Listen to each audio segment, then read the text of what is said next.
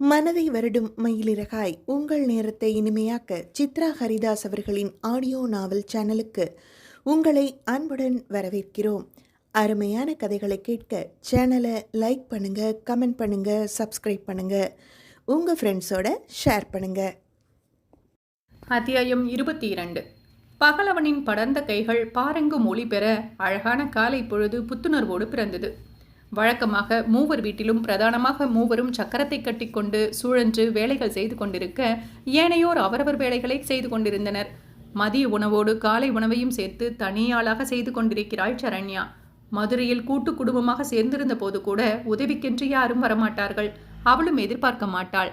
அவரவர்களுக்கு தேவையானதை செய்து வைத்துவிட்டுத்தான் வேலைக்கே செல்வாள். இருந்தும் 1000 குற்றம் சொல்வார் மாமியார் பத்மா. இன்னும் அவர் எழுந்து வரவில்லை. அதனால் சுறுசுறுப்பாக ஏங்கிக் கொண்டிருக்கிறாள். அவர் எழுந்து வந்து விட்டால் என்னென்ன பேசி திட்டுவாரோ என்றே இருந்தது இவளுக்கு. எளிமையாக சமையலை செய்துவிட்டு குளிக்க அறைக்குள் வர நிரனோ கண்ணாடி முன்னே நின்று கிளம்பிக் கொண்டிருந்தான். நேற்று அவளை எப்படியோ சமாதானம் செய்தாலும் அவளது முகம் மட்டும் என்றும் போல அல்லாது கலவரத்தை தான் சுமந்திருந்தது. அதற்கான காரணம் அறிந்தாலும் அதனை சரி செய்வது என்பது அரிதுதான். சட்டென தீர்வு சொல்ல எளிதான பிரச்சனை இல்லை இவர்களது பிரச்சனை. உடனே சரி செய்யவும் முடியாதுதான். ஆனால் சற்று ஆறப்போடலாம் என்று எண்ணி ஊர் மாற்றி வந்தாலும் ஒரே அடியாக சொந்தங்களை உதறிவிட்டு வரவில்லையே. ஆறப்போட நினைத்தாலும் மேலும் கீறிவிட சொந்தங்கள் இருக்கிறது போதாதா? அவர்கள் வாயடைக்க ஒரு குழந்தை பெற்றுக் கொடுத்தால் போதுமா? அவர்கள்தான் போய்விடுவார்களா? அடுத்தடுத்து என அவர்களுக்கு என எதையாவது மெல்ல குடும்ப விஷயங்களை தெரிந்து கொள்ளவே முனைப்பாக இருப்பார்கள். அவர்களுக்கு பயந்தே பாதி நாட்கள் பயந்தும் தலைமறைவாக இருப்பதும் எதிலும் மனநிறைவோடு கலந்து கொள்ள முடியாமல் போவதுமாக இருவரது வாழ்நாட்கள் நிம்மதியை இழந்து செல்கின்றன. சரண்யாவிற்கும் அவளது பிரச்சனை குழந்தைதான். அது கையில் இருந்தால் போதும், தன் அத்தையின் வாயை அடைத்து விடலாம் என்று நினைக்கிறாள். ஆனால் அப்படியொரு நிகழ்வுதான் நிகழவில்லையே. எத்தனை மருத்துவமனை, எத்தனை மாத்திரை, என்னதான் தனக்குள் பிரச்சனை என்ற கேள்வி அவளை தூங்க விடுவதே இல்லை. இருந்தும் மனம் தளராமல் போராடும் பெண் போராளியாகத்தான் இருக்கின்றாள். இருப்பாள் சரண்யா, கணவனின் துரோகம் அறியும் வரை. அவள் குளிக்க சென்றிருக்க இவனோ தனது காலை டிஃபனை எடுத்து போட்டுக்கொண்டு சாப்பிட்டான். சரியாக பத்மா வெளியே வந்தார். மகன் தனியாக, அதுவும் அவன் கையாலேயே போட்டுக்கொண்டு சாப்பிடுவது பொறுக்கவில்லை அவருக்கு. அவன் அருகே வந்தார். புருஷன் சாப்பிட்றான், பக்கத்தில் இருந்து பரிமாறாம எங்க போன அந்த மகாராணி? என்ன ஸ்கூலுக்கு போக கிளம்பிட்டு இருக்காளா? அவளுக்கு குடும்பம் பெருசில்லை, வேலை தான் பெருசு என ஆரம்பிக்க, அம்மா போதும், எனக்கு கல்யாணம் ஆகிறதுக்கு முன்னாடி வரைக்கும் நீங்கள் எனக்கு பரிமாறலை, நானாக தான் போட்டு சாப்பிட்டேன். இட்ஸ் பேசிக் திங்மா. இதுக்கு கூட நான் ஒரு ஆளை தேட நான் ஒன்றும் சோம்பேறி இல்லை. பொண்டாட்டி ஒன்றும் புருஷனுக்கு சேவை பண்ண வரல, புருஷனோட வாழ வந்திருக்கா. தயவு பண்ணி எங்களை வாழ விடுமா என்று சாப்பிட ஆரம்பித்தான். நான் தான் உங்களுக்கு நடுவில் நின்றுட்டு உங்களை வாழ விடலைன்னு சொல்கிறேன், அப்படித்தானே? நடுவில் நிற்கல, ஆனால் சின்ன சின்ன விஷயத்துக்கும் அவளை திட்டி திட்டி அவளோட சேர்த்து என் நிம்மதியும் கெடுக்கிறம்மா நீ. போதும், அவளை எதுக்கு எனக்கு கட்டி வச்ச? எதுக்கு அவளை திட்டிகிட்டே இருக்க? உன் பேச்சுக்கு அவள் ஆடணும், உன் பேச்சை கேட்கலைன்னு அவளை வச்சு செய்கிற. நான் பொண்ணா பிறந்து இப்படி ஒரு மாமியார்கிட்ட இடி வாங்கினா எப்படி இருக்கும் உனக்கு? இடி வாங்குற அளவுக்கு என் பொண்ணை நான் வளர்க்க மாட்டேன் என்று முகத்தை சட்டென திருப்பிக் கொண்டார். இவங்க திருந்தவே மாட்டாங்க என இருபுறமும் தலையை ஆட்டிவிட்டு தன் வேலையை தொடர்ந்தான். பாரு, நான் எழுந்து வந்து எவ்வளோ நேரம் ஆச்சு. மாமியாருக்கு டீ கொடுக்கணும்னு தோணிருக்கு அவளுக்கு. எல்லாம் சம்பாதிக்கிற திமிரு. நீயும் அவளுக்கு ஒத்துவத ஆரம்பிச்சிட்ட. இதுக்கு தானே அவள் தனியாக வந்ததே என அவளை சாட, இவனோ எரிச்சலுடன், வீட்டில் சமையலிருந்து டீ போடுற வரைக்கும் நீ தான் செய்கிற. அப்பா என்கிட்ட சொல்லிட்டாரு, உன் சின்ன மருமக கிட்ட உன் பாச்சா பழிக்கல. அந்த கோபத்தை பெரிய மருமக கிட்ட காட்ட வந்திருக்க. நீ இங்கே வந்ததுலேருந்து உன்னை தாங்குன்னு தாங்குறா. அதெல்லாம் உனக்கு தெரியாதுமா. ஆனால் உனக்கு சின்ன மருமக நல்லவ, பெரிய மருமக கெட்டவ. இருக்கட்டும், நாங்கள் கெட்டவங்களாகவே இருந்துக்கிறோம் என்று எழுந்தவன் உள்ளே சென்று கையை கழுவி விட்டு டீயை சூடு செய்து வந்து அவரிடம் கொடுத்தான். இவருக்கு மேலும் எரிச்சலாக இருந்தது. சரண்யா கிளம்பி வந்தவள் டீ குடித்து கொண்டிருந்தவரின் அருகே வந்தவள் காலைக்கும் மதியத்திற்கும் சாப்பாடு வைத்திருப்பதாக சொல்ல, அவரோ அமைதியாக தலையை மட்டும் அசைத்தார். தன் கணவரை பார்த்து போகலாங்க என்றாள். நீ இன்னமும் சாப்பிடல என்றான். இல்லை, லேட் ஆயிடுச்சு, அங்கே போய் சாப்பிட்டுக்கிறேங்க என்றாள் கொஞ்சம் படபடப்புடன். அவனோ மணியை பார்த்துவிட்டு, இன்னும் டைம் இருக்கு, சாப்பிட்டுட்டு வா என்று அவளை அமர வைத்து பரிமாற, அதுவும் அவர் முன்னே செய்திட வேண்டுமென்றே செய்கின்றான் என்று எரிச்சல் வந்தது அவருக்கு. அவள் சாப்பிட்டு முடிக்க அவரிடம் சொல்லிக்கொண்டு இருவரும் கிளம்பி வெளியே வந்தனர். வெளியே பூஜாவும் முகத்தை தொங்க போட்டபடி நின்றிருந்தாள். நிரன்தான் அவளது வாட்டமான முகத்தை கண்டுவிட்டு என்ன என்று விசாரித்தான். அவளோ தலையை காண்பித்து, அப்பா தலையை ஒழுங்காவே சீவி விடல, சொன்னா இப்படியே போன்னு சொல்லிட்டாரு என்று முகத்தை சுருக்கி அழுவது போல சொன்னாள். இரு, நான் தலை சீவி விடுறேன் என்று உள்ளே சென்று சீப்பை எடுத்து கொண்டு வந்து அவளுக்கு சீவ ஆரம்பித்தாள். அவள் முகத்தில் அத்தனை சந்தோஷம். நிரனும் முறுவலுடன் அதை பார்த்திருந்தான். அதை ரேகாவும் விஸ்வாவும் கூட வெளியே வந்து பார்த்தனர். இந்த மகாராணிக்கு இது வேறையா என கேட்டு வந்தவனிடம் இதழை சுளித்தாள். பத்மா வெளியே வர ரேகா அவரை கண்டு நலம் விசாரிக்க இவரும் பதிலளித்தார். மருமகள் தலைவாரி விடுவதைக் கண்டவர், ஏன் நீ தலை சீவி விடுற, இவங்க அம்மா எங்க என்றார். சரண்யாவோ பின்னிக்கொண்டே, அவளுக்கு அம்மா இல்ல அத்தை, இறந்துட்டாங்க என்றாள். ஓ என்றவரின் பார்வை வெளியே வந்து கதவை தாழிடும் வைபவ் மேல் படிந்தது. பூஜா போகலாமா என அவன் அழைக்க இவரது வாய் சும்மா இருக்காமல், ஏன்பா பொம்பளை பிள்ளைய வச்சிருக்க, ஒரு கல்யாணம் பண்ணிக்கிட்டா தான் என்ன என கேட்டு அனைவரையும் அதிர்ச்சியில் ஆழ்த்தினார் பத்மா. வைபவ் பதில் சொல்ல தடுமாற நிரஞ்சனோ பல்லை கடித்தான். அதைத்தான் நாங்களும் சொல்றோம், தம்பி கேட்க மாட்டேங்குது, நேத்து கூட என ஆரம்பித்தவர் அனைத்தையும் சொல்லி முடிக்க சரண்யா வைபவை கேள்வியாக பார்த்தாள். அவளை பார்த்ததும் விழிகளை தாழ்த்தியவன் விஸ்வாவை முறைக்க அவனோ கிழவி என பல்லை கடித்தான். என்னப்பா நீ, பொம்பளை பிள்ளைக்கு அம்மா அவசியம் தம்பி, அப்பாவா ஒரு கட்டத்துக்கு மேலே வளர்க்கறது கஷ்டம், உங்களுக்கு இன்னொரு கல்யாணம் பண்ணி வைக்க சொந்தம் இல்லையா? என் பையன் இந்த நிலைமையில இருந்தா நானே இன்னொரு கல்யாணம் பண்ணி வச்சிடுவேன், இவன் மட்டும் குழந்தை பெற்று கொடுக்கலைனா இவனுக்கு இன்னொரு கல்யாணம் பண்ணி வைக்க கூட தயங்க மாட்டேன் என்று போகிற போக்கில் அவளுக்கு எச்சரிக்கையும் விட இதயம் வேலை நிறுத்தம் செய்ய அதிர்ச்சியில் அவள் நிற்க மற்றவர்களும் அதிர்ந்து போய் நின்றனர். அம்மா உள்ள போறையா, கண்டதையும் பேசிக்கிட்டு என்று பல்லை கடித்துக்கொண்டு கத்தியவன் சரண்யாவை இழுத்துக்கொண்டு கீழே இறங்கிவிட அங்கிருக்க சங்கடம் கொண்டு ரேகா உள்ளே சென்று விட்டார். விஸ்வாவும் வைபவும் அமைதியாக நின்றிருந்தனர். சரண்யா தன் கையை பிடித்து அழைத்து வண்டியின் அருகே வந்தவனின் கையை உதற, என்னடி என்று பார்த்தான். ஓ, அப்போ குழந்தை இல்லைனா சாருக்கு இன்னொரு பொண்ணு பார்த்து உங்க அம்மா கல்யாணம் பண்ணிக்க சொல்லுவாங்க, நீங்களும் பண்ணுவீங்க அப்படித்தானே என்று அவன் தோளில் பேக்கை வைத்து அடித்தாள். ஆஹா என தன் புஜத்தை தேய்த்து கொண்டே, நானாடி சொன்னேன், எங்க அம்மா வார்த்தைக்கு நான் எப்படி பொறுப்பாவேன், ஒரு கல்யாணம் பண்ணிட்டு நான் படுற கஷ்டம் போதாதா, இன்னொரு கஷ்டத்தை யாராவது விரும்பி ஏத்துப்பாங்களா, போடி என்றான் கோபமாக. ஓ, அப்போ நான் உங்க கூட இருக்கிறது கஷ்டமா இருக்குல்ல, அப்படி கஷ்டமா இருக்குன்னா உங்க அம்மா சொல்ற பொண்ணை கட்டிக்க வேண்டியது தானே, நீ சரின்னு சொல்லு, கட்டிக்கிறேன் என்று தோலை குலுக்கினான். எப்படா சரின்னு சொல்லுவேன்னு காத்திருக்கீங்க தானே? ஆமா, காத்துக்கிட்டு இருக்கேன், சீக்கிரமா சரின்னு சொல்லு, சட்டு புட்டுன்னு இன்னொரு கல்யாணத்தை பண்ணிடுறேன் என்றதும் அவள் முகம் போன போக்கை கண்டு இவனுக்கு அப்படி ஒரு சிரிப்பு வந்தது. அதனை அடக்க பாடுபட்டவன் முடியாமல் சிரித்தே விட்டான். அவளோ கண்ணீருடன் அவனை முறைத்தாள். இங்க பாரு, எங்க அம்மா எனக்கு ஃபோர்ஸ் பண்ணி கல்யாணம் பண்ணி வைக்க முடிவெடுத்தா முதல்ல உனக்கு ஒரு மாப்பிள்ளை பார்த்து கட்டி வைங்க, அப்புறம் நான் கல்யாணம் பண்ணிக்கிறேன்னு சொல்லுவேன். இந்த ஜென்மமும் இன்னும் 7 ஜென்மமும் சரி, நீ மட்டும்தான் எனக்கு பொண்டாட்டி, இட்ஸ் மை வரம், சாபம் எல்லாம் நீ மட்டும்தான், நோ அதர் சாய்ஸ் என்று நெற்றியில் முத்தம் வைத்து அணைத்து கொள்ள அவளோ அவன் நெஞ்சில் சாய்ந்து கொண்டாள். பப்ளிக் பப்ளிக் என்று இருமிக்கொண்டே விஸ்வாவும் அவனைத் தொடர்ந்து வைபவும் உள்ளே எழுந்த வழியை மறைத்தபடி இருவரும் வந்தனர். அவனது அரவம் கேட்டதும் நிரனும் சரணும் விலகி நின்றனர். அக்காவை சமாதானம் பண்ணிட்டீங்க போல, பரவாயில்ல, அக்கா சீக்கிரமா சமாதானம் ஆயிடுறாங்க, என்ன ட்ரிக் அது மாம்சு, சொல்லுங்க, ஃபியூச்சர்ல யூஸ் ஆகும் எனக்கு என்றான் நமட்டு சிரிப்புடன். ட்ரிக்கு தானே, மீசையில மண்ணு படாம காலில் விழுந்துடணும், அப்பதான் உடனே சமாதானமாவாங்க என்றவனுக்கு விழா எலும்பில் ஒரு குத்து பரிசாக கிடைத்தது சரண்யாவிடமிருந்து. விஸ்வா சிரித்துவிட வைபவ் புன்னகையுடன் பார்த்திருந்தான் அவர்களை. நிரன் இந்தாங்க என்று அவனையும் விடாது பூஜா தனது விடைத்தாளை காட்ட விஸ்வாவோ, ஐயோ மாம்சு, இவ விடமாட்டா போல, அக்கா ப்ளீஸ் இவகிட்ட இருந்து பேப்பரை வாங்கிடுங்க, எங்களால் முடியலை என விஸ்வா நெஞ்சை பிடித்து கொண்டு பொய்யாய் கதற அவனை முறைத்தாள் பூஜா. அங்கே சிரிப்பலைகள்தான். நிரன் பூஜாவின் மதிப்பெண்களை கண்டதும் அவளை பாராட்டி இன்னட்டுக்களை பரிசாக கொடுத்து முத்தம் வைத்தான். நேரம் விரைய மூவரும் அவரவர் அங்கிருந்து கிளம்பினர். நீங்க இன்னமும் என்ன மறக்கலையா வைபவ்? சரண்யா தயங்கி கேட்கவும், மறக்கலடி, மறக்க முடியலடி என்றான் ஆவேசத்துடன். அத்தியாயம் 23. பரபரப்பாக இயங்கிக் கொண்டிருந்த காலை வேளையில் தன் வேலைகளை எல்லாம் 5 நிமிடம் ஒதுக்கி வைத்துவிட்டு வழக்கமாக கண்ணாடி கதவில் சாய்ந்தபடி நின்றான் விஸ்வா. முன்பெல்லாம் அவளது வருகைக்காக காத்திருப்பான். இப்போதெல்லாம் அவளது ஹாய் பாய்க்காக காத்திருக்கிறான்.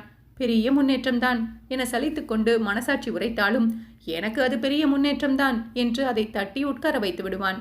அவன் காத்திருக்க மாட்டான், கோபத்தில் வெளியே வந்து நிற்க மாட்டான் என்று எண்ணி சோகத்தின் வடிவாக முகத்தை வைத்து கொண்டு வந்த காயத்ரியின் முகம் அவன் நிற்பதைக் கண்டதும் சூரியனை கண்ட சூரியகாந்தியாக மலர்ந்தது.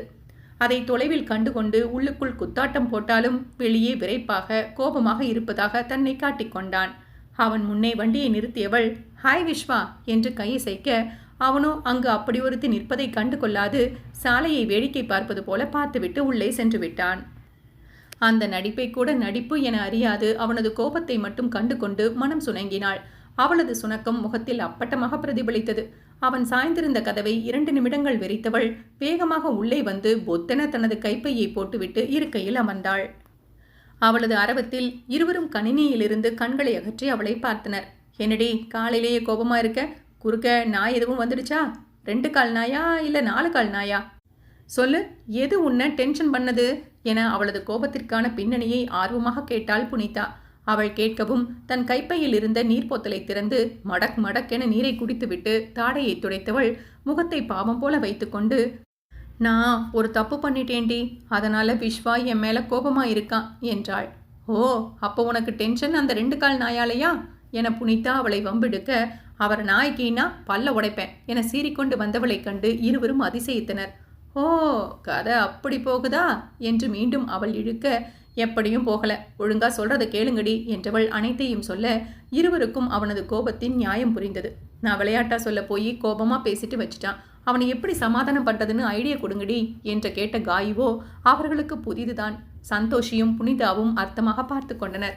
நீ செஞ்சது தப்பு காயோ, டைரக்டா சாரி கேட்கறத தவிர என்ன ஐடியா இருக்க போகுது இதுல? விஸ்வா மனசை உடைச்சிருக்கே காயு என்றதும் அவளுக்கு சுருக்கென்றிருந்தது. ப்ளீஸ் டி, அதையே சொல்லாத, வலிக்குதுடி என்றாள் நெஞ்சை தொட்டு. அதையே சொல்லாதேனா? நீ பண்ண தப்பு அப்படி. ஒருத்தரை உயிரா நேசிக்கிறோம், அவங்களோட வாழ்க்கை முழுக்க பயணிக்க போறோன்னு ஒரு கற்பனை கோட்டையை கட்டி மனசுல வச்சிருப்போம். அதுல அவங்கள ராணி மாதிரியும் ராஜா மாதிரியும் உட்கார வச்சிருப்போம். ஆனா திடீர்னு அவங்க வேற ஒருத்தருக்கு சொந்தமாகி நம்ம கையை விட்டு நழுவி கட்டி வச்ச கோட்டையை தகர்த்திட்டு போனா குழு குழுன்னா இருக்கும், வலிக்குண்டி. நீ அவனை காதலிச்சு அவன் இப்படி சொல்லியிருந்தா உணர்ந்திருப்ப அந்த வழியை. காதலிக்கிற எங்களை போல ஆட்களால தான் அந்த பெயினை உணர முடியும். உனக்கு எங்க புரிய போகுது? உன்னால அதை உணரக்கூட முடியாதே என்றாள். அவளோ அமைதியாக தலை குனிந்திருக்க, சந்தோஷியும் உண்மைதான், என்னாலையும் அதை உணர முடிஞ்சுது என்று வருத்தத்துடன் சொன்னாள்.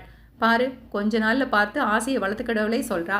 அவ காதல் என்னவோ வானவில்லா வந்த சுவரே தெரியாம களைஞ்சு போச்சு. அவளால கூட அந்த வழியை உணர முடியும், ஆனா உன்னால அது முடியாது. உனக்கெல்லாம் அது புரியாது. என்ன புரியாது எனக்கு? எனக்கும் புரியும், எனக்கும் வலிக்குது என்று திரும்பிக் கொண்டவள் கண் விளிம்பில் துளிர்த்த நீரை சிமிட்டி மறைத்தாள். அடியே கள்ளி, அப்ப நீயும் அவனை காதலிக்க ஆரம்பிச்சிட்டியா என ஆர்வமாக அவளது நாற்காலியை தன் பக்கம் திருப்ப, இல்லை என்று தலையை இரு பக்கமும் மாட்டியவள் குழப்பமா இருக்கு என்று திரும்பிக் கொண்டாள். இருவரும் மீண்டும் அர்த்தத்துடன் பார்த்து புன்னகைத்துக் கொண்டனர். காலை வேளை நொடியில் கரைய மதிய உணவு வேளை தொடங்கியது. கண்ணில் விழுந்த துரும்பு எடுக்கும் வரை உறுத்தி கொண்டிருப்பது போல ரேகா சொன்னதுதான் அவளது இதயத்தை தைத்த ஈர்க்கியாக நெருடிக்கொண்டே இருந்தது. வைபவின் இந்த முடிவிற்கு தானும் ஒரு காரணம் என்று குற்ற உணர்வாக எண்ணிக்கொண்டிருக்கிறாள். காதலை ஏற்பதும் மறுப்பதும் அவரவர் விருப்பத்தையும் சூழ்நிலையையும் பொறுத்ததுதான். அவனது காதலை ஏற்காமல் போனது ஒன்றும் அவள் குற்றமில்லை. அதனால் அவன் கல்யாணம் செய்து கொள்ளாமல் இருப்பதும் அவள் குற்றமில்லை. இருந்தும் தன்னை காரணமாக வைத்து அவன் கல்யாணம் செய்து கொள்ளாமல் இருப்பதை நினைத்து இவளாகவே குற்றவாளி கூண்டில் நின்று கொண்டாள். அதையே நினைத்து கொண்டிருந்தவள் சாப்பிடாமல் சாப்பாட்டை அளக்க சக ஆசிரியரின் உழுக்களில் நினைவு பெற்று சாப்பிட ஆரம்பித்தாள். அங்கே அவனும் சரண்யாவிற்காகத்தான் தவித்தான். குழந்தையின்றி தவிக்கும் அவளை மேலும் காயப்படுத்தும் பத்மா மேல் அவனுக்கு கோபம் வந்தது. தன்னை ஏற்றுக்கொள்ளாததால் இந்த தண்டனை என்று அவன் கருவவில்லை. தன்னை காதலித்து கல்யாணம் செய்திருந்தால் இந்நிலை அவளுக்கு வந்திருக்காதோ என்று தவிப்பாக எண்ணியவனுக்கு அடுத்து வந்த எண்ணம் அவனது குடும்பத்திற்கு நடந்த கோர விபத்துத்தான். ஒருவேளை அதில் அவளும் இருந்திருந்தாள் என்று நினைத்து பார்த்தவனுக்கு தூக்கி வாரி போட்டது. அனைத்திற்கும் ஒரு காரணம் உண்டு என்று நினைத்து கொண்டவன் அவளுக்காக வேண்டிக் கொண்டான். மாலை வேளை பள்ளியும் முடிந்துவிட பூஜாவை அழைத்து கொண்டு இல்லம் வந்து சேர்ந்தாள் சரண்யா. அவளுக்கு கதவை திறந்து விட்டார். அவளுடன் இருக்கும் பூஜாவை கண்டு முகத்தை சுருக்கி, எவ்வளவு எதுக்கு கூட்டிட்டு வந்த என்றார் அவர்களுக்கு வழிவிட்டபடி. இவ இங்கதான் டியூஷன் படிக்கிறாத்த, இவ இங்கதான் இருப்பா, நைட்டு வேலை முடிச்சுட்டு வந்து இவ அப்பா கூட்டிட்டு போவாரு என்று பதிலளித்து விட்டு உள்ளே ஆடையை மாற்றச் செல்ல, வால் பிடித்தது போல அவளுடன் அவளும் அறைக்குள் செல்ல அவருக்கு பிடிக்கவில்லை. இவள் உடை மாற்ற பூஜா தன்னை சுத்தம் செய்ய குளியலறைக்குள் சென்றாள். அவள் வெளியே வர இவள் சென்று சுத்தம் செய்து கொண்டு வந்தவள் அவளை தன் அணைப்புக்குள் வைத்து கொண்டபடி, வெளியே இருக்காங்கல்ல, அவங்க எது சொன்னாலும் எது பேசினாலும் நீ கண்டுக்க கூடாது, கோபப்படக்கூடாது, சரியா? அவங்க உன்கிட்ட பேசினா பதிலுக்கு பேசு, ஆனா ரொம்ப பேச வேணாம், கோபப்படுவாங்க. அவங்க வீட்டுக்கு போற வரைக்கும் அமைதியா இருந்துக்கணும், சரியா என்க. உங்களை போல அவங்க என்ன திட்டினாலும் அமைதியா இருக்கணும், அவ்வளவுதானே என கேட்டதும் அவளுக்கு உள்ளுக்குள் வலித்தது. சட்டென வந்த அழுகை கூட அடக்கி கொண்டு ஆமாம் என்றாள். அவங்க எப்போ போவாங்க தெரியல, ஆனா எனக்கும் அப்படித்தான் இருக்கு என்றாள் சோர்ந்தபடி. அவளை அணைத்து கொண்ட பூஜா, கவலைப்படாத சரண், அவங்க சீக்கிரமா போயிடுவாங்க, அப்புறம் நாம ஜாலியா இருக்கலாம் என்று ஆறுதல் சொல்லி முதுகில் தட்டி கொடுக்க அவளை பிரித்து கன்னத்தில் முத்தம் வைத்து, சரிங்க பெரிய மனுஷி என்றாள். இருவரும் வெளியே வந்தனர். சரண்யா சமையலறைக்குள் செல்ல இவள் புத்தகத்தை எடுத்து படிக்க அமர்ந்து விட்டாள். அவளை வெறுப்பாக பார்த்தார் பத்மா. பத்மாவுக்கு டீயும் பிஸ்கட்டும் எடுத்துக்கொண்டு வந்தவள் பூஜாவிற்கு ஜூஸும் பிஸ்கட்டும் வைத்துவிட்டு படிக்க வேண்டியதை படிக்க சொல்லிவிட்டு பாத்திரம் தேய்க்க சென்று விட்டாள். இது வேறையா என்றார் வெறுப்பாக. அவளும் அப்படி ஒருத்தர் இருப்பதை கண்டு கொள்ளாது பழச்சாறை குடித்துவிட்டு 2 பிஸ்கட்டுகளை சாப்பிட்டபடி படிக்க ஆரம்பித்து விட்டாள். அவரோ டிவியை வேண்டுமென்றே சத்தமாக வைத்தார். சரண்யாவிற்கு கடுப்பாக இருந்தது. வேலையை முடித்துவிட்டு அவரை எதுவும் சொல்லாது அவளை அழைத்து கொண்டு அறைக்குள் சென்று படிக்க வைத்தாள். நேரம் செல்ல இவருக்கு கடுப்பாக இருந்தது. படித்து முடித்ததும் இருவரும் வெளியே வந்தனர். அவள் சென்று டிவி பார்க்க அமர சரண்யா அவரிடம் வந்து, தோசை ஊத்தவா அத்தை என்றாள். எனக்கு சப்பாத்தி வேணும் என்றார். அவளும் எதுவும் சொல்லாது கோதுமை மாவை எடுத்து பிசைய ஆரம்பித்தாள். பூஜா அவளுடன் சமையல் கட்டுக்குள் சென்றாள். இருவரும் செல்லில் பாட்டை போட்டுக்கொண்டு ஆடியபடி இருந்தனர். சரண்யா ஆடிக்கொண்டு வேலை செய்தாள். இருவரும் வேறு உலகில் இருந்தனர். மாவை தேய்த்து சப்பாத்தி போட்டுக்கொண்டே பாடலை பாடிக்கொண்டே ஆட உள்ளே வரும் அரவத்தை கேட்டு சமையலறைக்குள் வந்து இருவரையும் முறைத்து நின்றார் பத்மா. என்னடி இது கூத்து? சமைக்காம என்ன ஆட்டம் ஆடிட்டு இருக்க? வெளியே வயசான ஒருத்தி பசியில் இருப்பாளே, அவளுக்கு சாப்பாடு கொடுக்கணுங்கிற எண்ணம் இல்லாம கூத்தடிக்கிறீங்க. வந்து 2 நாள் தங்கிட்டு போகலான்னு பார்த்தா என்னை பட்டினியா போட்டுடுவ போல. மகன் வீடுன்னு வந்தது ஏன் தப்பு என தலையில் அடித்துக்கொண்டு அமர அடுத்த நிமிடத்தில் 5 சப்பாத்தியை அடுக்கி கொண்டு வந்து தட்டை அவர் முன்னே வைத்து குருமாவையும் வைத்துவிட்டு சென்றாள். அவரும் வயிறு நிறைய சாப்பிட்டு விட்டு அமர்ந்து டிவியை பார்க்க 2 சப்பாத்தியை தட்டில் வைத்துவிட்டு அவளை சாப்பிடச் சொல்லி அனுப்பி வைத்தாள். தட்டுடன் வந்த பூஜா பத்மாவிடம், நீங்க தான் சாப்பிட்டீங்கல்ல, எனக்கு ரிமோட் கொடுங்க, நான் கொஞ்ச நேரம் பார்க்கிறேன் என்றாள். உனக்கு ஏண்டி தரணும்? இது என் மகன் வீடு, நான் தான் பார்ப்பேன், நீ எல்லாம் பார்க்கக்கூடாது, போய் ஓரமா உட்காந்து தின்னு என்றார் குழந்தை என்றும் பாராமல்.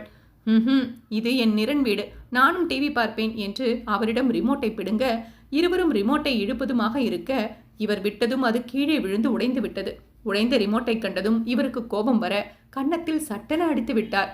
மேலும் முதுகிலும் அடிக்கப் போக வேகமாக வந்து தடுத்த சரண்யா அத்தை என்று கத்தினாள் காளியாய். இதுவரை குரலை உயர்த்தி பேசிடாத சரண்யா இன்று தன்முன் குரலை உயர்த்தி இருக்க ஸ்தம்பித்து நின்றார். பேத்தி வேணும் பேரம் வேணும்னு குத்தி குத்தி கேட்குறீங்களே, ஒரு குழந்தைய அடிக்கிறோமேங்கிற எண்ணம் உங்களுக்கு இருக்கா? குழந்தை தானே, சேட்டை செய்யத்தானே செய்வாங்க, குழந்தைங்க அடப்பிடிக்கத்தானே செய்வாங்க. இது தெரியாம தான் உங்க பிள்ளைங்களை வளர்த்தீங்களா? நாளைக்கு உங்க பேரனோ பேத்தியோ வந்து இப்படி உங்ககிட்ட பம்பு பண்ணா உடனே அடிச்சிடுவீங்களா? எதுக்கு கை நீட்டுறீங்க? அவளை அடிக்க உங்களுக்கு என்ன உரிமை இருக்கு என கத்த முதலாக மருமகள் தன்னை எதிர்த்து பேசுவதைக் கண்டு சிலை போல நின்றார். அத்தியாயம் 24. காஃபி என்று அவர்கள் மூவருக்கும் நடுவில் வைத்துவிட்டு செல்லவிருந்த புவனை அழைத்தாள் காயு. என்னக்கா, வேற எதுவும் வேணுமா? ஆர்வத்துடன் கேட்டான். ஆமா, அண்ணனை வர சொல்லு, நான் சர்வீஸ் சரியில்லைன்னு கம்ப்ளைண்ட் கொடுக்கணும் என்றதும் ஆடிப்போனான் புவன். ஏன்? கஸ்டமர் தானே, இங்க காசு கொடுக்குறாங்க, அப்போ அவங்க கேட்ட காஃபியை தானே நீங்க கொண்டு வரணும். இதென்ன, நீங்க என்ன உங்க இஷ்டத்துக்கு காஃபி கொண்டு வரீங்க? இப்படி உங்க இஷ்டத்துக்கு சாப்பிட நான் ஏன் கடைக்கு வரணும்? பிடிக்காத காஃபியை சாப்பிடணும், பணம் நாங்க தானே தரோம், அப்போ எங்களுக்கு பிடிச்ச காஃபியை தானே நீங்க தரணும்.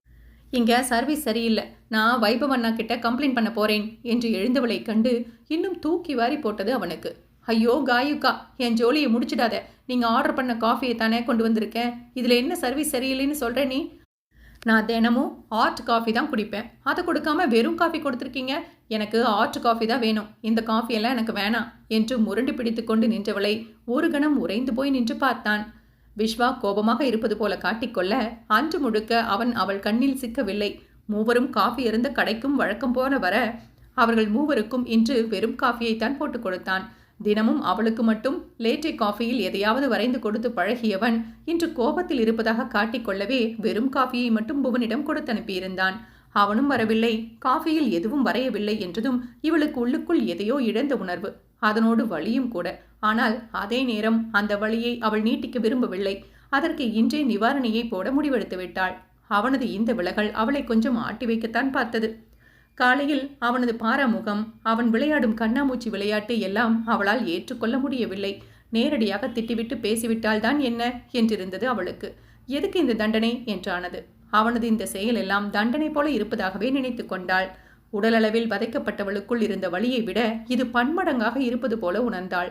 அவனது இந்த சின்னஞ்சிறு விலகலும் பாராமுகமும் அப்படிப்பட்ட வலியை அவளுக்கு கொடுத்தது. அவனது சிறு செய்கை கூட தனக்குள் இத்தனை அதிர்வையும் பிரளயத்தையும் உண்டாக்குவதைக் கண்டு அதிர்ச்சி, தனக்குள் நிகழ்வதைக் கண்டு ஆச்சரியம். அந்த அளவு அவன் தனக்கு நெருக்கமானவனா என்று உள்ளுக்குள் கேட்டவளுக்கு பேரதிர்ச்சி. அவனை நீ காதலிக்க ஆரம்பித்து விட்டாய் என்ற மனசாட்சியின் பதிலை அவள் எதிர்பார்க்கவில்லை. ஏராளமான பூட்டுக்களை போட்டு பூட்டி வைத்த இதயத்தை அரவணைப்பு, ஆறுதல், அன்பு என கொண்ட சாவிகளை வைத்து ஒவ்வொரு பூட்டாக திறந்தவன் இன்று கோபமென்னும் சாவியை வைத்தும் பூட்டை திறந்து விட்டான். அவன் திறக்கும் முன்னே சில பூட்டுகள் தானாக திறந்து கொண்டன. இதோ வந்து இதய வீட்டில் குடிபெயர்ந்து விட்டான். அவ்விடம் அவனுக்கென பகிரங்கமாக சொல்ல பெண்மனம் எளிதில் விடுமா? சட்டென காதலை சொல்லிவிட பெண்ணுக்குள் இருக்கும் நாணமும் தயக்கமும் ஈகோவும் எதிர்க்கட்சிகளாக இருந்து கொண்டு தடுக்க அவைகள் எல்லாம் வெளிநடப்பு செய்யும் காலம் வெகு நாட்களில் இல்லை. அவள் சொன்னதை கேட்டு தலையில் கை வைத்து நின்றவன் உள்ளுக்குள் விஸ்வாவை துவைத்தெடுத்து விட்டான். அக்கா, அப்படி ஒரு காஃபியே எங்கள் மெனு லிஸ்ட்ல இல்லக்கா. இந்த விஸ்வா நாயி காதல் கீதல்னு காஃபியில் எதையோ கிரிக்கெட் வந்து கொடுப்பான். மற்றபடி அப்படி ஒரு காஃபியே இங்கு இல்லக்கா என்று அழுது விடுவேன் என்பவனைக் கண்டு பொங்கி வந்த சிரிப்பை அடக்கி கொண்டவள் தன் தோழிகளை பார்க்க, அவன் எப்போதடா செல்வான்? வாய்விட்டு சிரிக்க வேண்டும் என்பது போல வாயில் கை வைத்து சிரிப்பை அடக்கி கொண்டிருந்தனர். அதெல்லாம் எனக்கு தெரியாது, எனக்கு அந்த காஃபி தான் வேணும், இல்லை சர்வீஸ் சரியில்லைன்னு நான் அண்ணங்கிட்டேயே போவேன் என்று மிரட்ட அவனோ சமையலறையை நோக்கி ஓட்டம் பிடித்தான். எப்படி என்பது போல காலரை தூக்கிவிட, காயு இது நீ அடி, எங்க கண்ணையே எங்களால் நம்ப முடியல என்று புனிதா அவள் முகத்தை வழித்து நெற்றி முறுக்க இவளுக்கு முகமெல்லாம் வெட்கமாகி போக மறைக்க முயன்றாள். அதை கண்டு மேலும் அவளை ஓட்டினர். இங்கே கோபமாக வந்த புவன் விஸ்வாவிடம், யோ, உன்னால என்ன மாம்சு வேலையை விட்டு தூக்கிடுவர் போலையா? காதலுக்காக நீ வேலையை விட்டுட்டு போ, நான் ஏன் போகணும்? ஒழுங்கா காஃபியில் எதையாவது வரைஞ்சு கொடுத்து தொலை, இல்லை உன் உடம்பெல்லாம் காயத்தை இப்போ நான் வரைஞ்சிடுவேன் பார்த்துக்க. சீக்கிரமா எதையாவது வரைஞ்சு குடியா என்றான் கோபமாக. பூவு, எதுக்கு இப்போ நீ கொதிச்சு போய் வர? என்னாச்சு உனக்கு? வெளியே என்ன நடந்துச்சு என்றான் நிதானமாக. அவனும் அங்கு நடந்ததை சொல்ல கேட்டுக்கொண்டவனின் முகம் பிரகாசமானது. அடுத்த கட்டத்தில் அவன் தேர்வானது போல மனம் குத்தாட்டமே போட்டது. அப்போ இது அதுதானடா என்று வெட்கப்பட்டு கொண்டே அவன் தோள் மீது கையை போட அதனை தட்டி விட்டவன், எதுவும் இல்லை, போய் வரைஞ்சு கொடு. உன் காதலுக்கு நான் என் வேலையை தியாகம் பண்ணணுமா? போட்டாங்க, மாம்ஸ் வரதுக்குள்ள போட்டு கொடுடா என்றான். சமையலறையே அதிர கத்த காதை குடைந்து விட்டு வேகமாக போட ஆரம்பித்தான். லேட்டை காஃபியை போட்டவன் அதன் மேலே கோபமாக இருக்கும் இமோஜியை வரைந்து கொடுத்து அனுப்பினான். அவனும் வந்து, அக்கா இந்தாங்க நீங்கள் கேட்ட ஆர்ட் காஃபி என்று வைத்துவிட அவன் வந்து கொடுப்பான் என்று எதிர்பார்த்தவளுக்கு ஏமாற்றமாக இருந்தது. திரும்பி சமையலறையை நோட்டம் விட்டாள். சட்டனை ஏதோ உருவம் மறைவதைக் கண்டதும் அவன்தான் என்று உள்ளுக்குள் உறுதி செய்தவள் அவனை வெளியே வர வைக்க அடுத்து தன் வேலையை காட்டினாள். அக்கா, நீ கேட்ட காஃபியை கொண்டு வந்து கொடுத்துட்டேன், இனி சர்வீஸ் சரியில்லைன்னு கம்ப்ளைண்ட் பண்ணுவேன்னு சொல்லக்கூடாது பார்த்துக்க என்றவனை விடாது, கேட்டதும் இவ்வளோ சீக்கிரமாக காஃபி கொண்டு வந்துட்ட, இரு குடிச்சு பார்த்துட்டு சொல்கிறேன் என்றவள் ஒரு மிடர் குடித்துவிட்டு முகத்தை சுருக்கியவள் அதை கஷ்டப்பட்டு விழுங்கிவிட்டு, என்ன காஃபி இது? இனிப்பே இல்லை, கசக்குது. இஷ்டமில்லாத பிடிக்காத காஃபியை கொடுக்குறீங்கல்ல, இனிப்பில்லாமல் கொடுக்குறீங்க. நானும் பணம் கொடுக்குறேன் தானே, இல்லை ஓசியாக குடிக்கிறேனா? இந்த காஃபியை போட்டது யாரு? வர சொல்லு, இல்லை நான் அண்ணங்கிட்ட போவேன் என்றாள். அவளது அலம்பலை தூரத்திலிருந்து பார்த்தவனுக்கு திகட்ட திகட்ட இனிப்பை அள்ளி வாயில் கொட்டியது போல இருந்தது. அவளது அலும்பலில் சோர்ந்தது என்னவோ புவன்தான். சமையலறையில் எட்டி பார்த்து நிற்பவனை செய்கையில் மிரட்டி வர சொல்ல உள்ளிருந்து வந்தவன் அவளை பாராது, வாட் ப்ராப்ளம் மேம் என்றான். பிரச்சனை எனக்கு சார், அவங்க கிட்ட என்னன்னு கேட்குறீங்க என்று அவனை வார புவன் வாயில் கை வைத்து சிரித்து விட்டான். அவனை முறைத்துவிட்டு, என்ன பிரச்சனை மேம் உங்களுக்கு என்று பல்லை கடித்தபடி கேட்டான். இனிப்பே இல்லை, கசக்குது. என்ன காஃபி இது என்றாள்.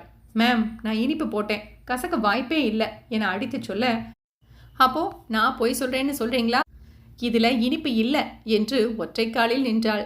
வேகமாக எடுத்து குடித்து பார்த்தான். தித்தித்தது. அவன் போட்ட இனிப்பை விட அளவு கடந்திருந்தது. அவள் மிடறு பருகியதால் இருக்கும் என்று எண்ணிக்கொண்டான். இதுக்கு மேலே இனிப்பு போட்டா உங்களுக்கு சுகர் வந்துடும் மேம். அவ்வளவு இனிப்பும் தித்திப்பும் நான் போட்டதை விட நிறையவே இருக்கு மேடம் என்று உதட்டை கன்னத்து மேடையில் வைத்து முறுவலுடன் சொன்னவனை ஏறிட்டு பார்க்க வெட்கம். வெட்க ரேகையெல்லாம் சிலிர்ப்புடன் படர்ந்தது முகத்தில். ஆஹா என்றாள் புனிதா. அவளை பார்வையால் அடக்கிவிட்டு, கஸ்டமர் கேட்டா இப்படி குடிச்சு பார்த்துட்டு பதில் சொல்வீங்களா? என்னங்க சர்வீஸ் இது? சரியில்லை, நான் அண்ணன் கிட்ட பேசிக்கிறேன் என்று மீண்டும் ஆரம்பித்தாள். வேற எப்படி மேடம் டேஸ்ட் பார்க்கறது? தனியாக ஊற்றி டேஸ்ட் பார்த்துருக்கணும். நான் குடிச்ச கப்லையே குடிச்சு டேஸ்ட் பார்க்கறதா என்று எகிறினாள். ஏன் அப்படி? நான் குடிச்சது உனக்கு பிடிக்கலையா காயு? ஒருமையுடன் உரிமையுடன் அவன் கேட்க இவள் தடுமாறி போனாள். அவன் இவ்வாறு கேட்பான் என்று எதிர்பாராதவளுக்கு குப்பென முகம் சிவந்து போனது.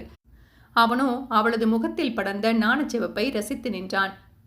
நீங்க பேச்ச மாத்துறீங்க, நான் அண்ணங்கிட்ட போவேன். அதிலேயே இருந்தாள். உனக்கு என்ன பிரச்சனை காயு என்று தடுமாற்றத்தை மேலும் ரசித்தபடி கேட்டான். நீ தான் பிரச்சனை. நான் உன்கிட்ட விளையாடினது தப்பு தான். அதனால உனக்கு ஏற்பட்ட வலிக்கு எந்த வார்த்தையும் ஈடாகாது தான். அதுக்காக மன்னிப்பு கேட்க நினைக்கிறேன். அதுக்கு அவகாசம் கூட கொடுக்க மாட்டேங்கிற. கோபம்னா அதை நேரடியாக திட்டியோ அடிச்சோ காட்டணும். இப்படி முகத்தை திருப்பிட்டு போகிறது, முன்னாடி வந்து நிற்காம மறைஞ்சு நிற்கிறது, இதெல்லாம் சரியில்லை. அப்போ எப்படி மன்னிப்பு கேட்கிறதாம்? பாவமா இல்லையா? நானும் எவ்வளோதான் சுமக்கிறது இந்த வழியை என்று கண்ணீர் வடித்து பேசி சென்றவளை சிமிட்டாமல் பார்த்தான். I am sorry Vishwa. இனி உன்னை ஹர்ட் பண்ணது போல விளையாட மாட்டேன். ப்ராமிஸ். ப்ளீஸ் என்கிட்ட பேசு என்றாள் கண்ணீர் விட்டு. அவள் அருகே நாற்காலியை போட்டு அமர்ந்து அவள் கையை பற்றி கண்ணீரை துடைத்து விட்டான். ஆஹா, இங்க லைவ் சீன் ஓடப்போகுது. வாடி, நாம ஓடிடுவோம் என்று இருவரும் எழுந்து பணத்தை கொடுத்துவிட்டு சென்றுவிட, புவனோ வைபவிடம் வந்து பணத்தை கொடுத்துவிட்டு, நம்ம கஃபே லவ் கஃபே ஆச்சு மாம்சு என்று டேபிளை காட்டிச் சொல்ல, அவனோ இருவரையும் புன்னகையுடன் பார்த்துவிட்டு, விடுடா நம்ம பையன் வாழட்டும் என்றான். இவனும் சரிதான், நான் நாளைக்கு ஒரு பொண்ணை கூட்டிட்டு வரேன் என்றதும், அடிங்க என்று அடிக்கச் சென்றான். இங்கோ எனக்கு உன் மேலே கோபம் எல்லாம் இல்லை. உன் கூட விளையாட நினைச்சேன், அவ்வளோதான். ஆனால் அதுக்கு நீ இம்புட்டு அலும்பு கூட்டுவேன்னு நான் எதிர்பார்க்கல என்றான் சிரித்து கொண்டே. அதுக்கு காரணம் நீ என்றிட அவன் சிரித்து விட்டான். இருவரும் ஒரு வழியாக சமாதானமாக, அவளோ அவன் குடித்த காஃபியை குடித்துவிட்டு வேஸ்ட் பண்ண வேணாம் என்று வழிந்துவிட்டு எழுந்து நடக்க ஆரம்பிக்க, இவனோ இன்ப அதிர்வில் தன்னை மறந்து அமர்ந்திருந்தான்.